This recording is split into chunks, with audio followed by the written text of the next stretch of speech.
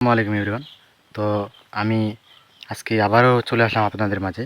তো এর আগে আমি কিন্তু একটা ভিডিও দিয়েছিলাম আপনাদেরকে, সম্পূর্ণ গাছ দেখাতে চেয়েছিলাম কিন্তু সম্পূর্ণ গাছ দেখাতে পারিনি। তো আজকে আমি সম্পূর্ণ গাছগুলো দেখাবো। তো চলুন শুরু করা যাক। এই যে দেখতে পাচ্ছেন, এটা হলো পানের গাছ। তো আমি আরেকটা গাছের নাম বলবো, চলুন শুরু করা যাক। এইটা হলো নারিকেল গাছ। এখন পর্যন্ত ফুলে নাই নারিকেলগুলো।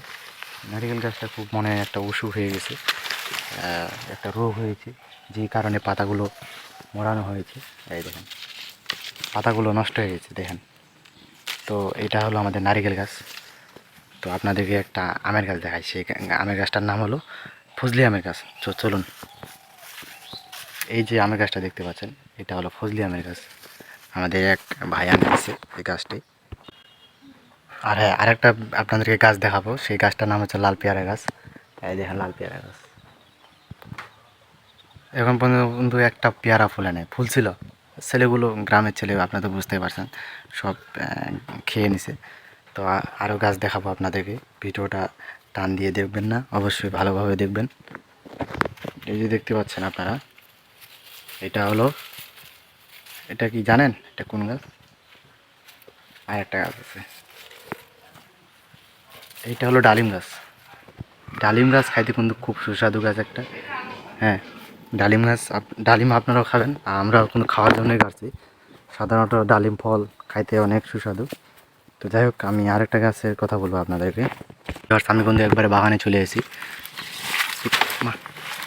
এটা কিন্তু আমার কিন্তু মাথায় লাগছে কিন্তু, বুঝছেন, এটা কিন্তু গোয়ার বাগানের গাছ।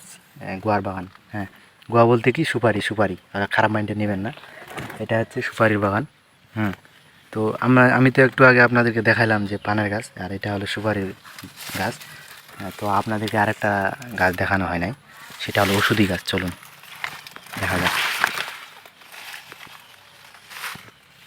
এই যে গাছটা দেখতে পাচ্ছেন, সব খুব পরিচিত একটি গাছ। এই দেখেন, দেখেন, খুব পরিচিত একটি গাছ। কাঁটা আছে তার মধ্যে, গাছের মধ্যে খুব কাঁটা আছে। এইভাবে ধরা যাবে না, হ্যাঁ, এইভাবে ধরলে কিন্তু অবস্থা খুব খারাপ হয়ে যাবে।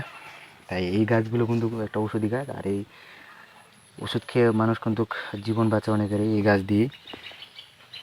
গাছ আমাদের যে একটা অবলা একটা, মনে করেন আগাছা, আমার বললে ভুল হবে, গাছ কিন্তু মানুষের উপকারে আসে, বিপদের পাশে দাঁড়ায় গাছ। কেন পাশে দাঁড়ায়? কিছু কিছু ওষুধের গাছ দেখবেন যে অনেক সময়